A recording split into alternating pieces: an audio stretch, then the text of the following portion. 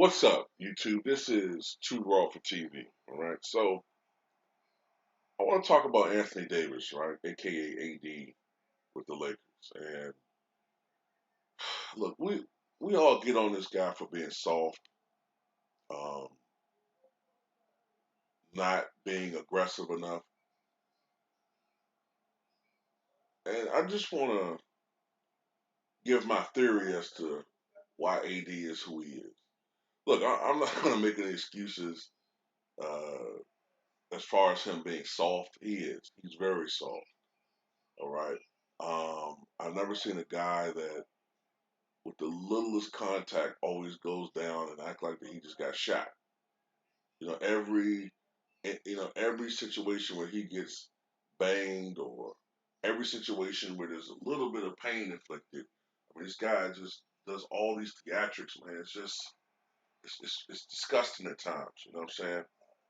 So much so, man, that I have to say this, man. We all owe David Robinson a huge apology because we called him soft. And David Robinson, the only reason why people called him soft was because of his personality. You know, he was a Christian, he was a nice guy. He didn't come on the court with a scowl on his face. You know what I'm saying? He wasn't a nasty guy. He was a nice person. But I tell you one thing, David Robinson excelled at playing the center position. And the David Robinson that we saw for the first 6 or 7 years of his career before he suffered that injury, in my opinion, he was just behind Elijah Wan as far as all around ability. I mean, this is a guy who can give you 25 points a game. He can get you like 11, 12 rebounds a game. He can get you 3 to 4 blocks a game. He can get you 2 or 3 assists a game. Uh, he could shoot well from I wouldn't say the perimeter per se, but he could shoot well from about the free throw line out to maybe 17 feet. Um, he was a more than capable post player. And when he was really young, he could run up and down the court like a fucking gazelle. And he was a monster defensively.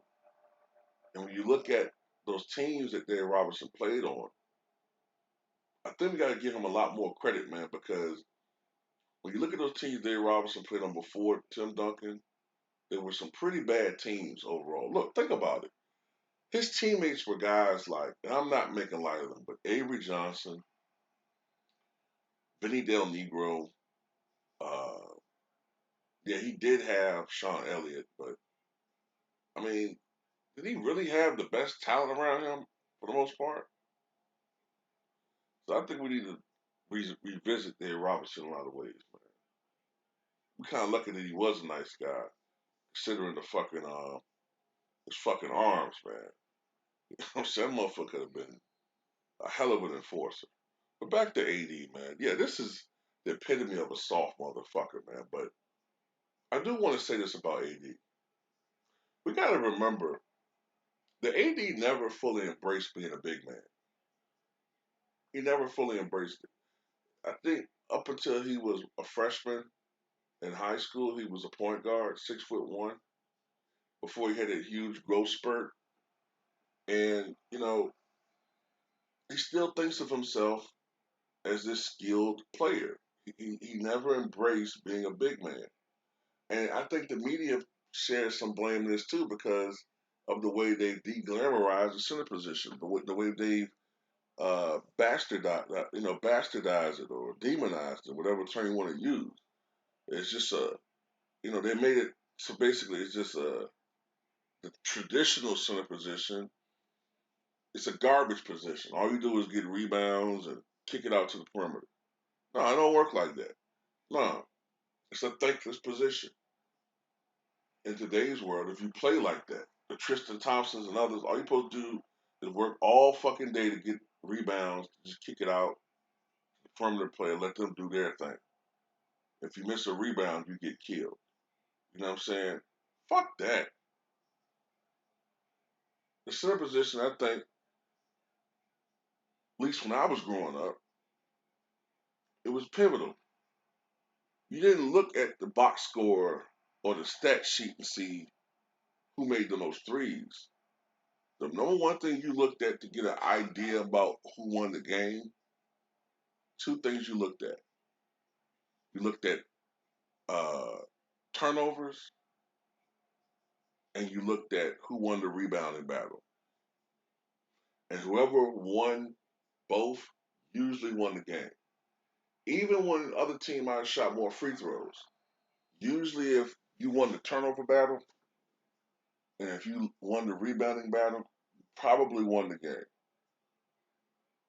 not like that anymore, because of the 3-point shot. But AD, it doesn't make any sense, man. Like this guy could have someone 6'6", 6'7" guarding him, and your eyes should light up, but you want to shoot a J from the perimeter and shit. I mean, I don't understand what's the point of him being 7 feet tall, 6'11", if you just want to play like a small forward. And so, you know what I'm saying? Yeah, I'm doing this video because everybody always getting on Russell Westbrook, and rightfully so whenever he has bad games. But when a guy like AD, when he has 21 and 9, everybody's oohing and on, I'm saying to myself, this motherfucker should have had 35 and 14.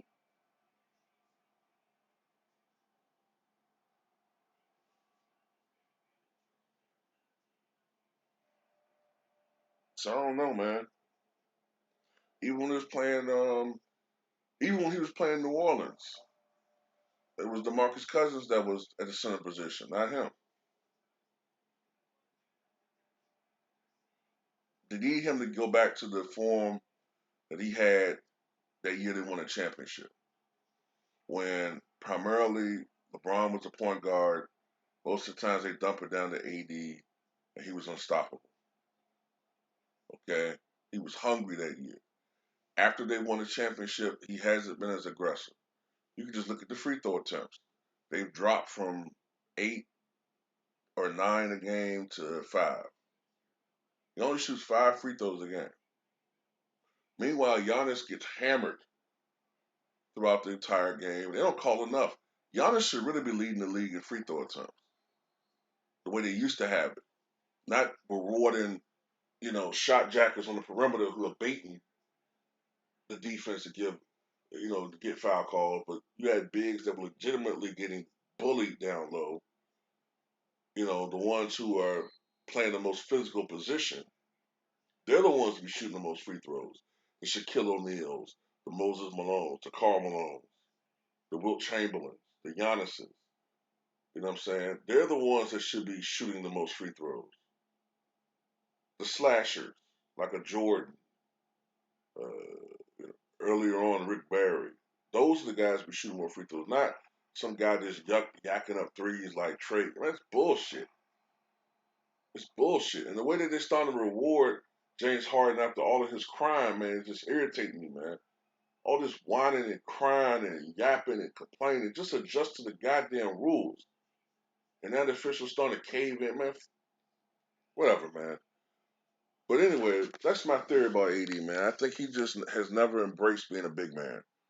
And part of the problem is the media, because they pretty much look at a big man who plays in the normal big man tradition.